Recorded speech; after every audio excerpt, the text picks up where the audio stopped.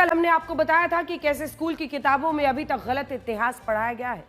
बच्चों के दिमाग में एक साजिश के तहत गलत तथ्य डाले जा रहे हैं या फिर जानबूझकर अधूरा सच बताया जा रहा है। जिन चरित्रों को पूरा इतिहास खून से रंगा हुआ था, उन्हें महानता की प्रतिमूर्ति बताया जा रहा था, जिनके हाथ लाखों लोगों की हत्याओं से सने हुए थे, उनको इतिहास की किताबों में उदार, सहिष्णु, शांति प्रिय और दयालु तक बताया गया था। लेकिन जो गलत इतिहास कई पीढ़ियों को पढ़ाया गया, अब उससे सुधार किया जा रहा है। एनसीईआरटी की कक्षा 8 की सामाजिक विज्ञान की किताब में मुगल शासकों के धार्मिक फैसलों, उनके सांस्कृतिक योगदान और क्रूरता की नई और सही व्याख्या की गई है।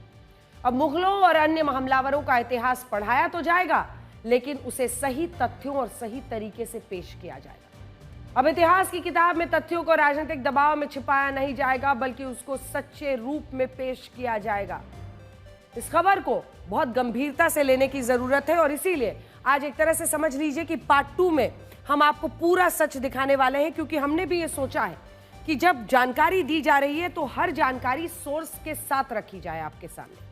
और ये किताब जो हमारे हाथ में है, जो बीते दिन से हम आपको दिखा रहे हैं, इसकी गंभीरता को समझिए। देखिए, अक्सर लोग ये मानते हैं कि किताब में क्या है, जो पढ़ाएंगे हम तो अपने बच्चों को सिखा देंगे, लेकिन इन्हीं किताबों की बिसात पर हम पीढ़ियों की सोच इस देश में तय करते हैं, पैदा करते हैं। इन्हीं किताबों की बिसात पर हम ये तय करते हैं कि वो अपने देश में किसे नायक मानेंगे। क्या उन आक्रामक मुगल शासकों को जिन्होंने 30-30 हजार लोगों का एक वक्त पर नरसंहार का आदेश दे दिया? देखिए, पिछले कई दशकों से बच्चों के दिमाग में मुगल और तुर्क हमलावरों की महानता की एक झूठी और कपोल कल्पित कहानियां डाली गई। उनकी क्रूरता के किस्से बहुत शातिराना अंदाज में छिपा दिए गए। हम सिर्फ इतना कह रहे हैं कि दोनों चेहरा दिखाइए, पूरा सच सामने आना दीजिए। और जब ये वाला सच सामने आता है जिसमें उनका क्रूर चेहरा दिखता है, तो इस सच को ही विलन मत बना दीजिए। ये सच विलन नहीं है, ये सच सिर्फ आने वाली पीढ़ियों के लिए रोशनी की किरण है। क्योंकि कोई भी समाज, कोई देश अपने इतिहास को गलत समझकर आगे बढ़ ही नहीं सकता। नकाब अगर हटाए जा रहे हैं तो वजह है, झूठ के पर्दे खींचे जा रहे हैं। अकबर, औरंगजेब, बाबर की बर्बरता पर पर्दा उठाने डालने वाले उनकी क्रूरता को नए सांचे में ढालकर उसे मोहब्बत की मिसाल बताने लगे। समाजवादी पार्टी के नेता एसटी हसन का कहना है कि मुगलों के दौर में कोई दंगा नहीं होता।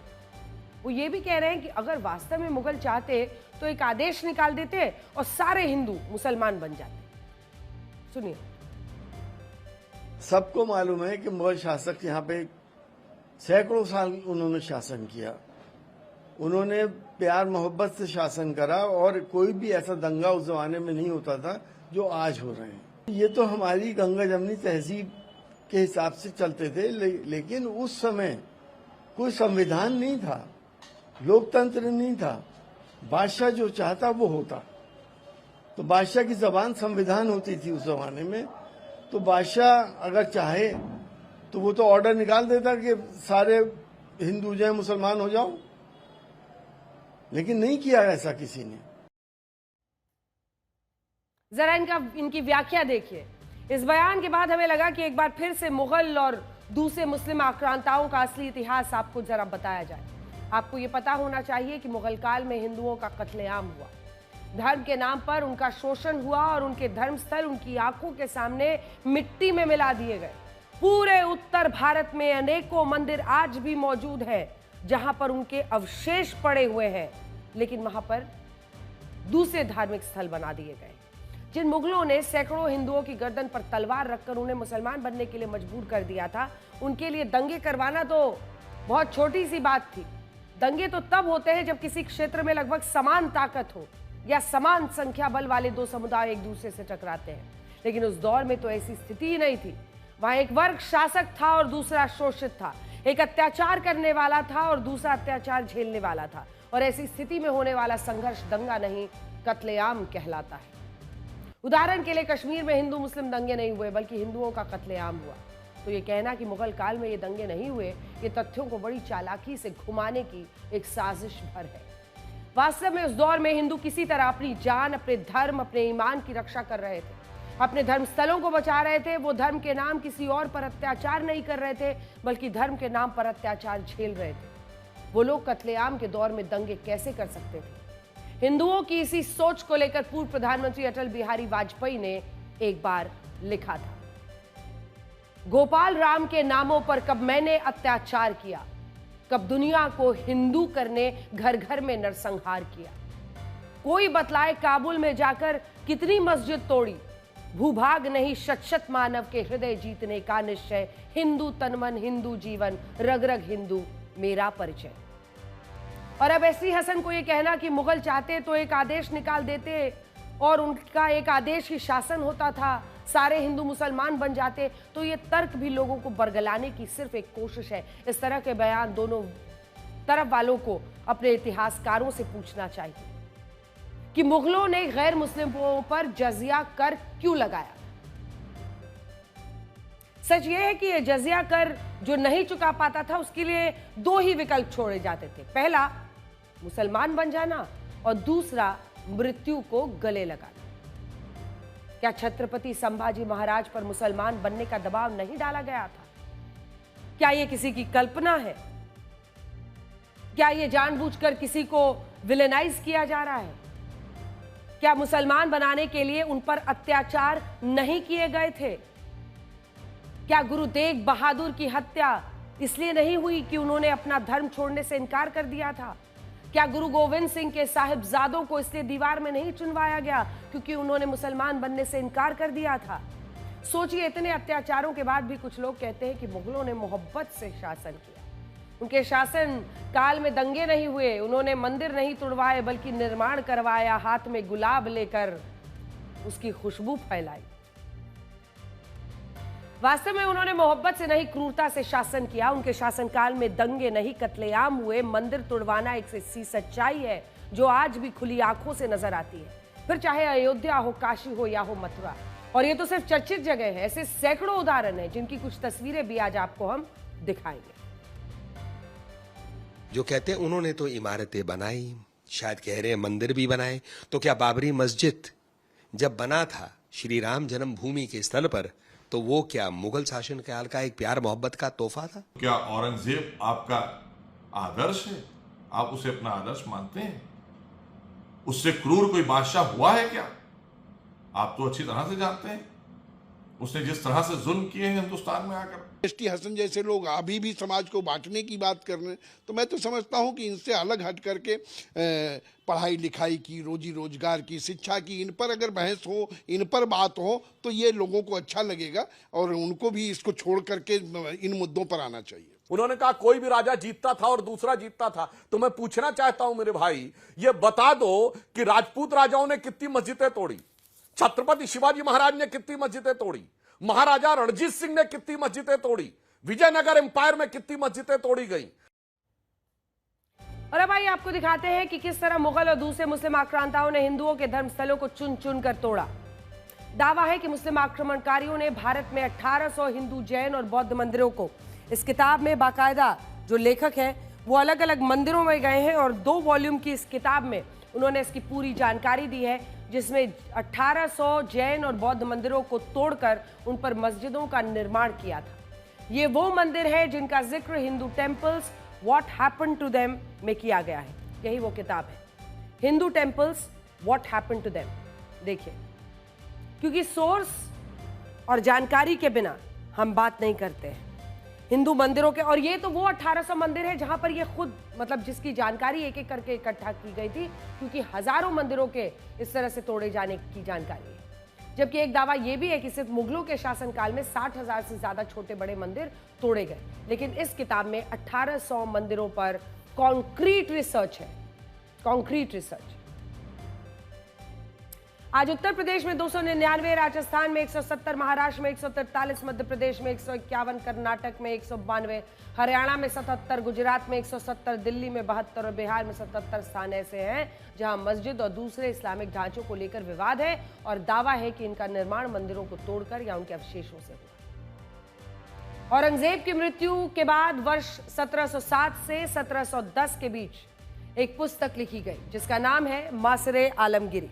अब हम आपको इसी की के कुछ हिस्से दिखाना चाहते हैं। ये देखिए, ये तो बाबरनामा है और ये आर्कियोलॉजिकल सर्वे ऑफ इंडिया का मासरे आलमगीरी मेरे हाथ में आ गया। क्योंकि फैक्ट्स पर बात हो रही है तो ये औरंगजेब के बाद की, देखिए ये मासरे आलमगीरी आपको इस वक्त दिखाई दे रहा होगा। तो एक बार फिर से आपको बताते हैं, औरंगजेब की मृत्यु के बाद वर्ष 1707 से 1710 के बीच एक पुस्तक लिखी गई जिसका नाम है मासरे आलमगीरी। और इस पुस्तक में लिखा है कि औरंगजेब ने जोधपुर में तोड़ी गई। ये शायद आपने पहले नहीं सुना होगा, लेकिन इसी मासरे आलमगीरी से हम जो हिस्सा आज निकाल कर लाए हैं वो आपको आज दिखाना चाहते हैं लाइव टीवी पर।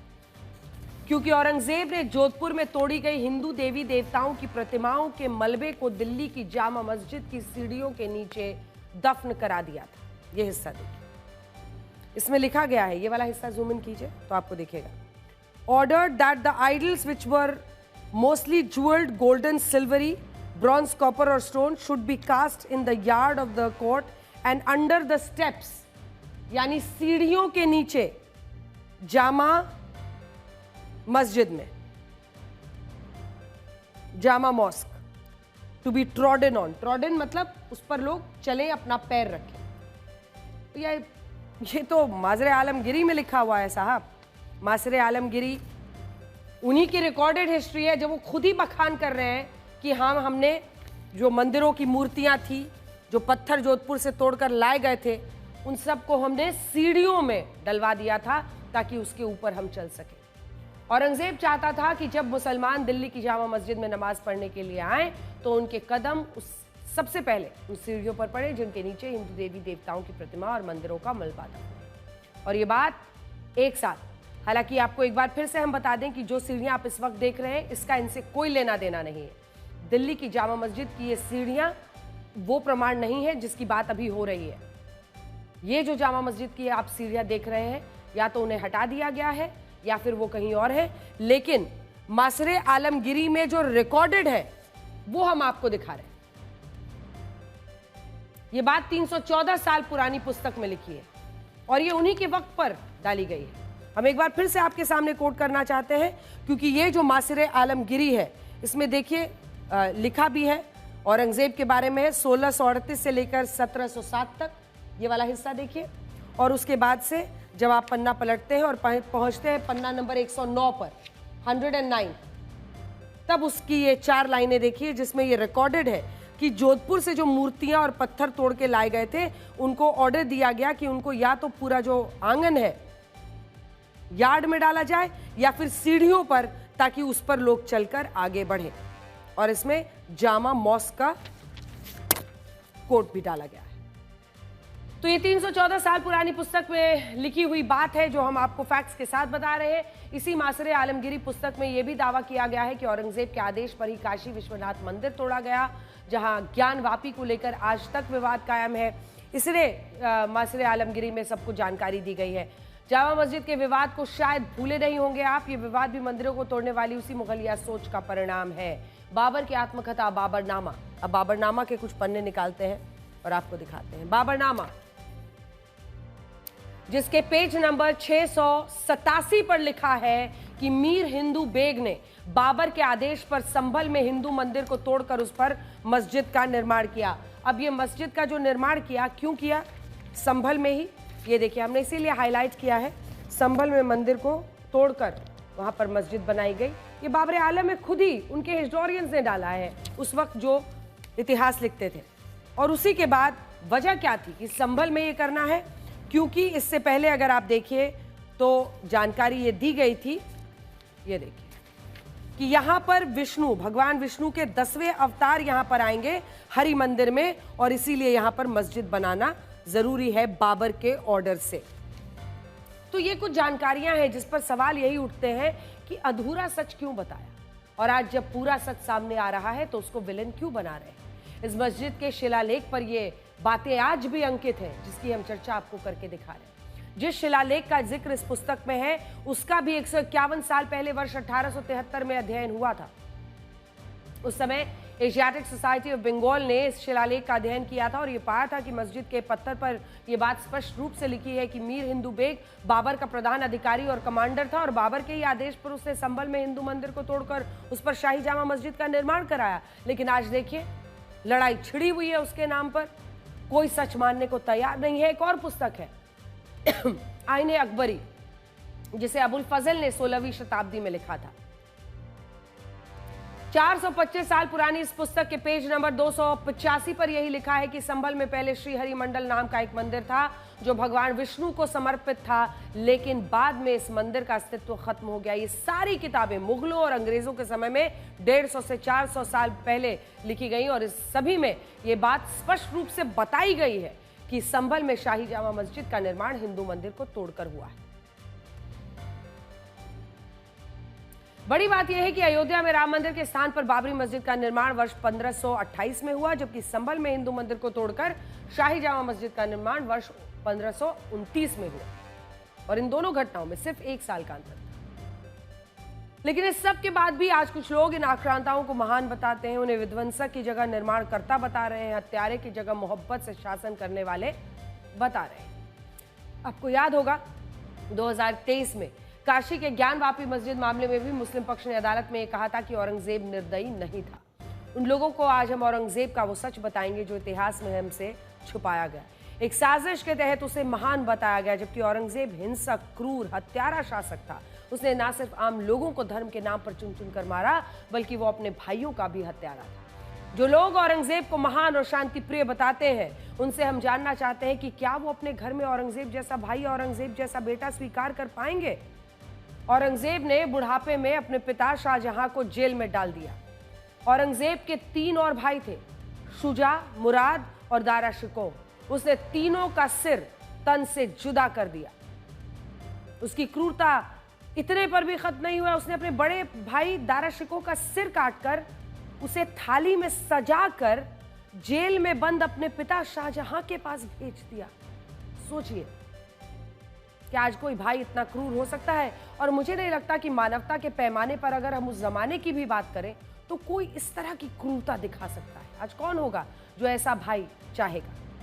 कल्पना कीजिए, जिस औरंगजेब ने अपने भाइयों को इतनी बेरहमी से कत्ल किया, वो दूसरे लोगों के साथ क्या जुल्म सितम करता होगा। तो न्यूयॉर्क टाइम्स की एक रिपोर्ट के मुताबिक औरंगजेब के 49 वर्षों के कार्यकाल में 46 लाख औसतन हर साल लगभग 1 लाख लोग मारे जाते थे, जिनमें ज्यादातर हिंदू थे।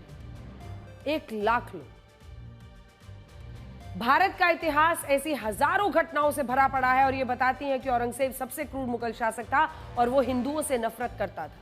वर्ष 1969 में औरंगजेब ने हिंदुओं पर जिजिया टैक्स लगा दिया था, जो सिर्फ हिंदू देते थे। मुसलमानों को इसे पूरी तरह से छूट दी गई थी। वजह क्या थी? ताकि इसके जरिए एक दबाव बनाया जाए कि अगर आपको जिजिया से मुक्ति चाहिए तो आप या तो इस्लाम धर्म अपना लीजिए, नहीं तो लड़ने मरने के लिए तैयार हो जाए। छत्रपति शिवाजी महाराज ने जजिया टैक्स के विरोध में औरंगजेब को एक पत्र लिखा था, जिसमें उन्होंने कहा था कि औरंगजेब एक ऐसा राजा है जो अपना खजाना गरीब हिंदुओं को लूट कर भरना चाहता है। छत्रपति संभाजी महाराज छत्रपति शिवाजी महाराज के पुत्र थे और उन्होंने अपने अंतिम क्षणों में छत्रपति संभाजी महाराज से कहा कि उन्हें औरंगजेब से सावधान रहना होगा और बाद में यही हुआ। औरंगजेब ने छल और धोखे से छत्रपति संभाजी महाराज को बंदी बनाया, उन पर इस्लाम धर्म को अपनाने के लिए दबाव बनाया, उन्हें 40 दिनों तक भयंकर यातनाएं दी, गर्म लोहे से उनकी आंखों को बाहर निकाल दिया, गर्म चिमटों से उनके शरीर की खाल को उधेड़ दिया, उनके नाखूनों को उखाड़ा गया, धीरे धीरे उनके हाथों पैरों को काटा गया, उनका अपमान करने के लिए उन्हें जंजीरों में बांधकर उनका जुलूस निकाला गया और उन्हें यह कहा कि अगर छत्रपति संभाजी महाराज इस्लाम धर्म को अपना लेंगे तो औरंगजेब उनकी जान बख्श देगा। लेकिन छत्रपति संभाजी महाराज ने कहा कि वो मर जाएंगे लेकिन औरंगजेब के सामने झुकेंगे नहीं, और इसी के बाद औरंगजेब ने छत्रपति संभाजी महाराज की हत्या करा दी। कुछ सच्चाइयां, चाहे वो जितनी भी विभत्स हो, अगर आपके देश का इतिहास है तो वो आपको जाननी चाहिए। सच्चाई ये है कि वर्ष 1658 से 1707 तक औरंगजेब ने भारत के 15 करोड़ लोगों पर लगभग 49 साल तक राज किया और इस दौरान उसके आदेश पर कई मंदिरों को तोड़ा गया। इनमें मथुरा का केशव राय मंदिर भी था, जिसे वर्ष 1670 में तोड़ने का आदेश दिया गया था। इसके अलावा औरंगजेब ने अपने कार्यकाल में गुजरात के सोमनाथ मंदिर को भी 2 बार तोड़ने का आदेश दिया। पहली बार 1659 में और दूसरी बार 1706 में। इन सब पर क्यों कालीन डाल दिया गया? इसके अलावा एक बार जब औरंगजेब चित्तौड़ पहुंचा तो उसने वहां कई मंदिरों में हिंदुओं को पूजा करते हुए देखा, जिसके बाद उसने चित्तौड़ के 63 मंदिरों को ध्वस्त करा दिया। 63 मंदिरों को। इसके अलावा औरंगजेब के ही आदेश पर सिखों के 9वें गुरु तेग बहादुर सिंह का सर तन से जुदा किया गया था। औरंगजेब के सैनिक जब कश्मीरी पंडितों पर धर्म परिवर्तन के लिए दबाव बना रहे थे, तब गुरु तेग बहादुर ने इन कश्मीरी पंडितों की मदद की थी और इस बात से उस समय औरंगजेब इतना क्रोधित हो गया था कि उसने गुरु तेग बहादुर को ही बंदी बना लिया था और फिर उनका शीश धड़ से अलग करा दिया। गुरु तेग बहादुर को जिस जगह मौत की सजा दी गई थी, दिल्ली में आज उस स्थान पर गुरुद्वारा सीसगंज साहिब है। खंडरा होगा जब उस समय औरंगजेब जैसा क्रूर और बर्बर शासक रहा हो और उस समय सनातन धर्म पर हो रहे हमलों को ध्यान में रख करके एक जगह नहीं, हर जगह से अत्याचार के समाचार आते थे। औरंगजेब ने तो एक संदेश ही, एक इस प्रकार का एक उसका उद्देश्य ही था, किसी प्रकार से तिलक और जनेऊ को समाप्त करके सनातन धर्म को हमेशा के लिए समाप्त करो। इस्लामीकरण के जिस बड़े अभियान को लेकर के आगे बढ़ा था, उसमें सबसे पहले चुनौती उसको किसी ने दी थी? गुरु तेग बहादुर जी महाराज ने दी।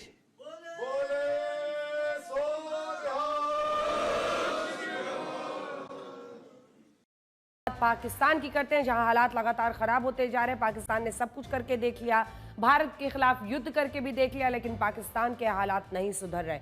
पाकिस्तान में इस वक्त गृह युद्ध के हालात हैं और आशंका है कि 5 अगस्त को पाकिस्तान में एक बहुत बड़ा गृह युद्ध हो सकता है। पाकिस्तान में बहुत बड़ा हंगामा, बवाल हो सकता है। आपको याद होगा, आज से करीब 2 साल पहले 2023 में इमरान खान की पार्टी के कार्यकर्ताओं ने पाकिस्तान जला दिया था। पाकिस्तान की फौज के कई बेसेस पर आग लगा दी थी। पाकिस्तानी फौज की जगहों को, कई जगहों पर जो उनके आर्मी बेसेस थे वहां लूट हुई थी। उनके जनरल्स के बंगले लूटे गए थे क्योंकि उस दिन इमरान खान की गिरफ्तारी हुई थी।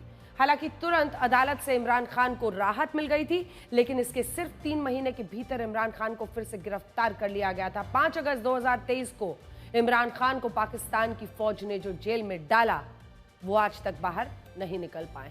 इमरान खान ने बहुत कोशिशें कर ली, बाहर निकल नहीं पाए। अब आपको बताते हैं, इस बीच पाकिस्तान की फौज ने इमरान खान की पार्टी को पूरी तरह से तोड़ दिया। इमरान और उनकी बीवी को जेल में डाला ही, इसके अलावा उनके कई बड़े ऐसे नेता थे जिनको एक एक करके गिरफ्तार किया। नंबर 2 शाह महमूद कुरैशी जो है, शाह महमूद कुरैशी, उनको भी जेल में भर दिया। कुछ नेताओं को इतना डराया कि उन्होंने पार्टी छोड़ दी। पीटीआई के करीब 2 दर्जन नेताओं ने पार्टी छोड़ दी है। पाकिस्तान में जब पिछले साल चुनाव हुए तो इमरान खान की पार्टी का सिंबल ही छीन लिया गया। पीटीआई के प्रत्याशियों को निर्दलीय चुनाव लड़ना पड़ा, जिसकी वजह से वो कमजोर पड़े, लेकिन इसके बाद भी बहुत सी सीटें जीती। लेकिन फिर भी पीटीआई सरकार बना नहीं पाई। पिछले 2 सालों से इमरान खान को जेल में बंद करके रखा हुआ है और दावा है कि जेल के अंदर इमरान और उनकी पत्नी पर जुल्म सितम हो रहे हैं। पाकिस्तान ने इमरान खान को अडियाला जेल में बंद करके रखा है। इमरान खान से कभी कभी उनकी बहन को ही मिलने की इजाजत मिलती है। यहां तक कि इमरान की जो पहली पत्नी है जमाइमा गोल्डस्मिथ के बच्चों को भी उनसे नहीं मिलने दिया जा रहा है। जेल के अंदर इमरान खान को अपनी मौजूदा पत्नी बुशरा बीबी से भी नहीं मिलने दिया जाता। इमरान खान अपनी बहन के थ्रू ही बताते हैं कि उनके जेल सेल की बिजली बंद कर दी जाती है, बाकी सारे कमरों की बिजली आती है, लेकिन उनके कमरे की बिजली जानबूझकर काट दी जाती है। इमरान खान को जेल में गंदा पानी दिया जा रहा है, साफ खाना नहीं दिया जाता, टीवी नहीं है उनके पास, किताब भी पढ़ने नहीं दी जाती। यहाँ तक कि इमरान खान को डर लग रहा है कि जेल में उनकी हत्या हो सकती है। इमरान खान सीधा आरोप आसिम मुनीर पर लगा रहे हैं कि अगर मुझे जेल में कुछ हुआ तो इसका जिम्मेदार आसिम मुनीर होगा। इमरान खान अंदर से संदेशे भिजवा रहे हैं अपनी पार्टी वालों के लिए कि एक कर्नल और जेल सुपरिंटेंडेंट अंजुम आसिम मुनीर के कहने पर उनके खिलाफ कार्रवाई कर रहा है। इमरान खान कह रहे हैं कि मैं अपनी पार्टी को सीधा निर्देश देता हूं कि अगर मुझे जेल में कुछ होता है तो इसके लिए आसिम मुनीर को जिम्मेदार ठहराना चाहिए। लिखा है कि बुशरा बीबी के साथ भी ज्यादती हो रही है, क्योंकि मेरे कार्यकाल के दौरान जब आसिम मुनीर को उनके पद से हटाया गया था तो उन्होंने बुशरा को जुल्फी बुखारी के द्वारा मुलाकात का संदेश भेजा था, जिससे बुशरा ने इनकार कर दिया था। इसीलिए वो बुशरा को टारगेट कर रहे हैं। पहले दिन से ये उनकी रणनीति है कि बुशरा को कष्ट देकर वो मेरी इच्छा शक्ति को तोड़ना चाहते हैं। जब से इमरान खान जेल में बंद है, उनकी पार्टी लगातार उन्हें छुड़वाने के लिए आंदोलन कर रही है। पार्टी बहुत कमजोर स्थिति में है, लेकिन इसके बावजूद वो इमरान को छुड़वाने की पूरी कोशिश कर रहे हैं, बस सफल नहीं हो पा रहे। अब एक बार फिर से इमरान खान की पार्टी नई कोशिशें शुरू कर रही है। ये पोस्टर्स भी आप देख रहे हैं। आने वाली 5 अगस्त को इमरान खान को जेल गए 2 साल पूरे हो जाएंगे। इसीलिए 5 अगस्त को इमरान की पार्टी के कार्यकर्ताओं का बड़ा प्लान है। पूरे पाकिस्तान में पीटीआई के कार्यकर्ता प्रदर्शन करेंगे पाकिस्तान की सरकार के खिलाफ, पाकिस्तान के मिलिट्री एस्टैब्लिशमेंट के खिलाफ। इस प्रदर्शन का उद्देश्य होगा कि इमरान खान की रिहाई। पाकिस्तान में इस प्रदर्शन की अगुवाई करेंगे खैबर पख्तूनख्वा जो प्रांत है उसके मुख्यमंत्री और इमरान खान की पार्टी के नेता अली अमीन गंडापुर ये सब कुछ आगे ले जाएंगे। ये माना जा रहा है कि इमरान खान की रिहाई की इस रैली में उनके दोनों बेटे भी शामिल हो सकते हैं। इमरान की पहली पत्नी जमाइमा गोल्डस्मिथ से 2 बेटे हैं, सुलेमान और कासिम, जो इंग्लैंड में ही रहते हैं। लेकिन कहा जा रहा है कि इस प्रदर्शन के लिए खास तौर पर वो पाकिस्तान आ रहे हैं। उधर पाकिस्तान की सरकार धमकी दे रही है कि अगर इमरान खान के बेटे आए तो उन्हें गिरफ्तार कर लिया जाएगा। पाकिस्तान के अंदरूनी हालात क्या रहते हैं इसके पर तो भारत की नजर रहती है, लेकिन पाकिस्तान में इमरान हो, शाहबाज हो, जरदारी हो, नवाज हो, सरकार किसी की हो, इससे भारत को इसलिए फर्क नहीं पड़ता क्योंकि वहां असली सत्ता नेता के हाथ में होती है। ये नेता बस भारत के खिलाफ जहर बेच कर अपनी किसी तरह से सेना के साथ हुक्मरानी चलाते हैं और उसके बाद से इनकी कोशिश ये होती है कि इसी जहर की बिसात पर वो अपनी सत्ता को सींचते रहे। फौज हुक्मरान और आवाम पर कोई जिहादी है, लेकिन इमरान खान का केस कुछ अलग नहीं है, क्योंकि जब इमरान खान पाकिस्तान के पीएम थे तो उन्होंने भी तो अपने विरोधियों के साथ ऐसा ही किया था। कौन सा विरोधी नहीं था जिसको उन्होंने जेल में नहीं डाला था? हम आपको बताते हैं। इमरान खान जब पाकिस्तान के पीएम थे जून 2019 में, आसिफ अली जरदारी जेल में। अक्टूबर 2019 में नवाज शरीफ जेल में। उससे पहले अगस्त 2019 में नवाज की बेटी मरियम नवाज जेल में। अक्टूबर 2020 में मरियम के पति सफदर अवान को जेल में। फिर सितंबर 2020 में शहबाज शरीफ को गिरफ्तार करवा दिया, इनको भी जेल में डाल दिया। यानी इमरान खान के हाथ जब सत्ता थी तो उन्होंने भी यही किया, और अब जब सत्ता शहबाज और फौज के हाथ में है तो इमरान खान के साथ भी यही सलूक हो रहा है। अब ये कहा जा रहा है कि कहीं ऐसा ना हो कि आने वाली 5 अगस्त को फिर से पाकिस्तान में आग लग जाए, जैसा कि इमरान के सपोर्टर्स ने 9 मई 2023 को लगाई। आसिम मुनीर का सबसे बड़ा डर यह है कि कहीं 5 अगस्त को भी इतनी हिंसा ना हो जाए कि पूरा मुल्क गृह युद्ध में चला जाए। ऐसा पहले भी हो चुका है, इसलिए मुनीर डरा हुआ है। मुनीर ने पाकिस्तान संभल नहीं रहा है फिलहाल, क्योंकि हर तरफ से प्रेशर है। इसी वजह से उसने भारत के साथ युद्ध किया ताकि उसे पाकिस्तान में एक्सेप्टेंस मिल जाए, लेकिन ऐसा हुआ नहीं। एक तरफ इमरान खान की पार्टी के कार्यकर्ता हंगामा कर रहे हैं, दूसरी तरफ बलूचिस्तान भी उससे नहीं संभल रहा है। बीच बीच में खबर आती है कि अब फिर वो कोशिश कर रहा है कि भारत पर अटैक करे, जैसा कि हमने आपको पहले ब्लैक एंड व्हाइट में बताया था कि अगस्त के महीने में वो चाहता है फिर से वहां से ध्यान भटकाया जाए, क्योंकि इंडिया में कोई अटैक करके ही वो ऐसा ध्यान भटका सकता है। क्योंकि देखिए ना, ऐसा लगता है कि मुनीर बलूचिस्तान हारने वाला है, उसकी आर्मी वहां से छोड़कर भाग रही है। लगातार बलूचिस्तान लिबरेशन आर्मी पाकिस्तान के फौजियों को निशाना बना रही है। कल ही बीएलए के अटैक में पाक फौज के 29 फौजी मारे गए। Balochistan liberation army Pakistan army की पोस्ट को, कॉन्वॉय को निशाना बना रही है। तस्वीरें हम आपको दिखाते हैं। इसीलिए खबरें हैं कि अब आसिम मुनीर पाकिस्तान का राष्ट्रपति बनना चाहता है। वो चाहता है कि जब मैं वैसे भी इस देश को चला रहा हूं तो सारी कमान मेरे हाथ में आ जाए। वो पाकिस्तान की सत्ता पर एब्सोल्यूट पावर यानी संपूर्ण ताकत चाहता है। इसीलिए अब पाकिस्तान का मीडिया दावा कर रहा है कि आसिम मुनीर आसिफ अली जरदारी को हटाकर खुद ही पाकिस्तान का राष्ट्रपति बन जाएगा, यानी एक तरह से पाकिस्तान में तख्ता पलट हो जाएगा। पाकिस्तान को इस वक्त ऐसा लग रहा है जैसे वो अमेरिका की डांसिंग क्वीन बना हुआ है, वो अमेरिका के इशारों पर नाच रहा है। भारत के साथ युद्ध के बाद आसिम मुनीर अमेरिका भी चला जाएगा और वहां ट्रंप को नोबेल देने की बात भी कराया, और अब पाकिस्तान के दिल में दबी हुई इच्छा बाहर आ गई है। पहले जरा पाकिस्तान की फेक न्यूज फैक्ट्री की खबरें देखिए। ये पाकिस्तान के बड़े समाचार संस्थान है और देखिए ये क्या लिख रहे हैं।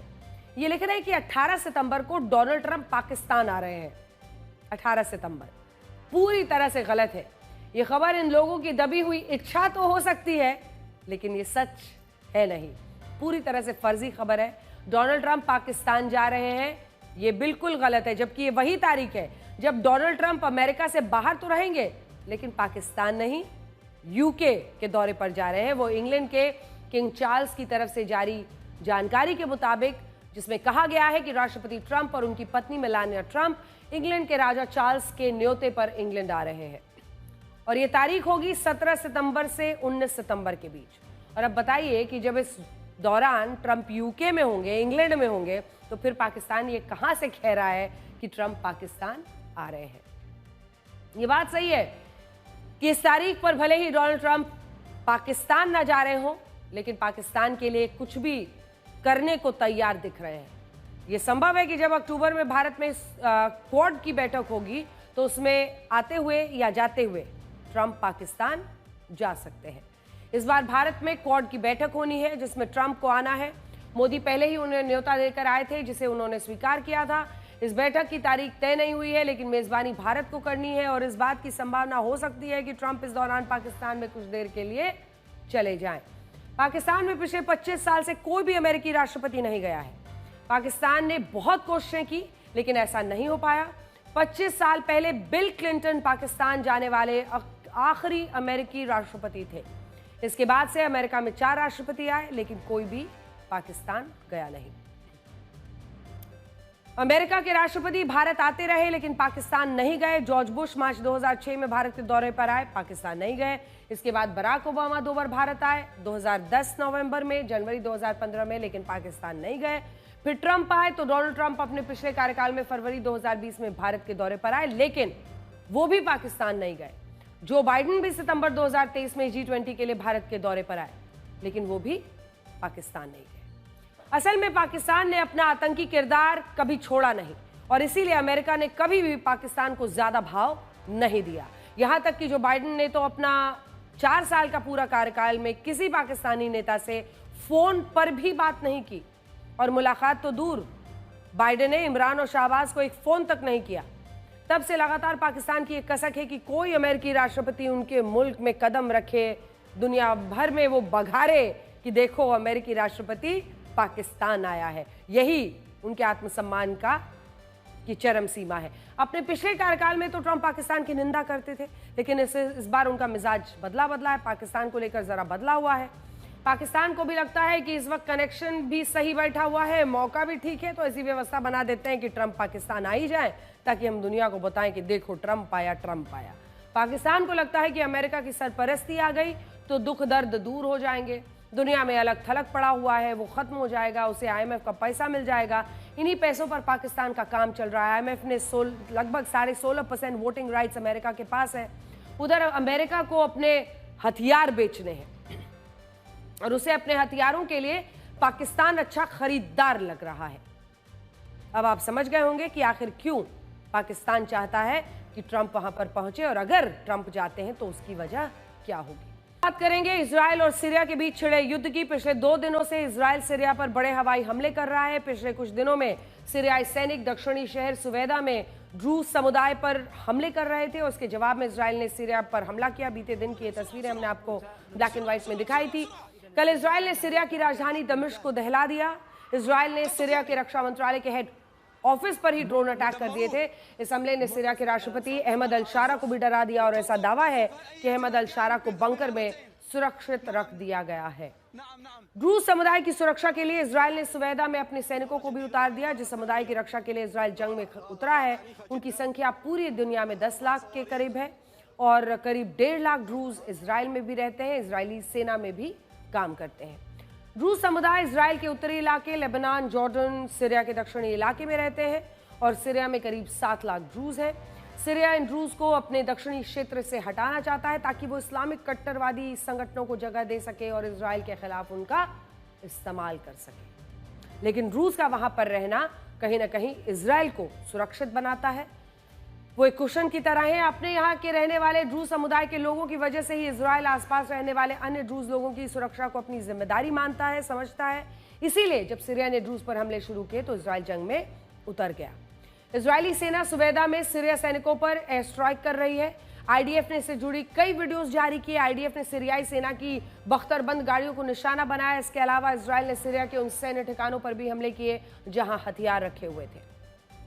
इजरायली सेना ने सीरिया के करीब 160 ठिकानों पर एयर स्ट्राइक्स की, जिसमें उसकी राजधानी दमिश्क भी थे। आईडीएफ ने सीरिया को चेतावनी दी है कि वो लंबी जंग के लिए तैयार है। इजराइल के बड़े हमलों को देखकर सीरिया पीछे हट गया। खबर है कि सीरियाई सरकार और ड्रूज समुदाय के नेताओं के बीच युद्ध विराम की घोषणा हो गई है। हालांकि साफ नहीं कि युद्ध विराम की घोषणा सीरिया के गृह मंत्री की ओर से हुई या ड्रूज समुदाय के नेताओं की तरफ से। आधिकारिक घोषणा न होने की वजह से फिलहाल कुछ कहना मुश्किल है। इसकी एक वजह यह भी है कि एक दिन पहले भी युद्ध विराम की घोषणा का ऐलान किया गया, लेकिन चंद घंटों में ये खत्म हो गया। इजराइल ने युद्ध विराम की खबरों को नकारते हुए अपने हमले जारी रखे हैं। इन हमलों को देखकर सीरिया के राष्ट्रपति अहमद अल शारा भड़के हुए हैं। उन्होंने इजराइल पर जंग में खींचने का आरोप लगाया है। सीरिया के राष्ट्रपति ने कहा कि वो युद्ध से डरते नहीं हैं, क्योंकि उनकी लगभग पूरी जिंदगी युद्ध में लड़ते लड़ते ही बीती है। उन्होंने कहा है कि इजराइल जंग शुरू कर सकता है, लेकिन उसका नतीजा तय करना उसके लिए आसान नहीं होगा। सीरिया में मानवाधिकार के लिए काम करने वाले संस्थाओं के मुताबिक ड्रूज और सीरियाई सैनिकों में चल रही जंग में 169 लोगों के मारे जाने की खबर है, जबकि सुरक्षा बलों ने 300 लोगों को मारे जाने का दावा किया। इजराइल के हमलों के बाद सीरिया ने अमेरिका के दखल की उम्मीद जताई। सीरिया चाहता है कि अमेरिका इजराइल पर हमले रोकने का दबाव बनाए। हाल के दिनों में सीरिया और अमेरिका के बीच संबंध कुछ बेहतर भी हुए हैं, इसीलिए अमेरिका की नजर इस युद्ध पर बनी हुई है।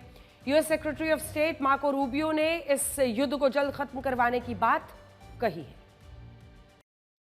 देखा जाए तो सीरिया के ड्रूज समुदाय पर हो रहे हमलों से इजराइल का कोई लेना देना है नहीं होना चाहिए। बावजूद इसके इजराइल ड्रूज समुदाय को बचाने के नाम पर सीरिया पर बमबारी कर रहा है। इजराइल के इस कदम के पीछे कई कारण हैं, जिनमें ड्रूज को बचाना बहुत छोटी सी वजह है। इजराइल के लिए ड्रूज को बचाने का मिशन केवल एक समुदाय की रक्षा करने तक ही सीमित नहीं है, बल्कि वो चाहता है कि जिस क्षेत्र में ड्रूज रहते हैं उस क्षेत्र में इस्लामिक सुन्नी आतंकी संगठनों की पैठी ना बने। एक मैप के जरिए हम आपको ये दिखाने की कोशिश करेंगे कि इजराइल, ड्रूज और सीरियाई सैनिकों के बीच जंग आखिर क्यों छिड़ी हुई है। ये देखिए, मैप पर जब आप देखते हैं तो ये वाला जो हिस्सा है, एक तरफ तो आप सीरिया को देख रहे हैं, इधर इजराइल है, नीचे गाजा आप देख रहे हैं, लेकिन ये जो पूरा इलाका है दमिश्क को आप देखिए, सुन्नी बहुल इलाका है। इजराइल और सीरिया की सीमा पर गोलान हाइट्स वो इलाका है जिस पर इजराइल का कब्जा है। गोलान हाइट्स में बड़ी संख्या में ड्रूज रहते हैं। ये ड्रूज सीरिया के दक्षिणी क्षेत्र में भी फैले हुए हैं। ड्रूज के बारे में कहा जाता है कि उनकी मान्यताएं शिया मुस्लिमों की मान्यताओं से थोड़ी मिलती जुलती हैं, जबकि सीरिया एक सुन्नी बहुल देश है। सीरिया में सुन्नी मुस्लिमों के कई अलग अलग समुदाय हैं, जिनकी अलग अलग क्षेत्रों पर आप समझ लीजिए एक तरह से उनका प्रभुत्व है।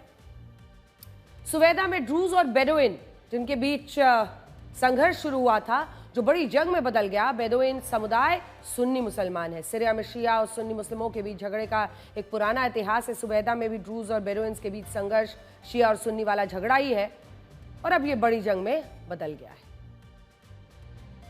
ड्रूज और बेदुइन के बीच जंग शुरू हुई तो इसमें सीरिया सरकार ने अपने सैनिक भेज दिए। उनका कहना है कि वो इस झड़प को रोकना चाहते थे।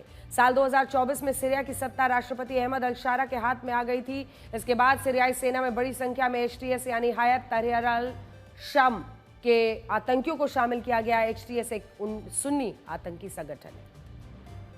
इजराइल को मालूम था कि अगर सीरिया के सैनिक ड्रूज और बेदुइन की जंग में उतरेंगे तो इसमें ड्रूज को खतरा होगा, क्योंकि सुन्नी सीरियाई सैनिक और बेदुइन मिलकर ड्रूज पर हमला करेंगे। इसीलिए इजराइल ने सीरियाई सैनिकों पर हमला शुरू कर दिया। चेतावनी के तौर पर दमिश्क पर अटैक कर दिया।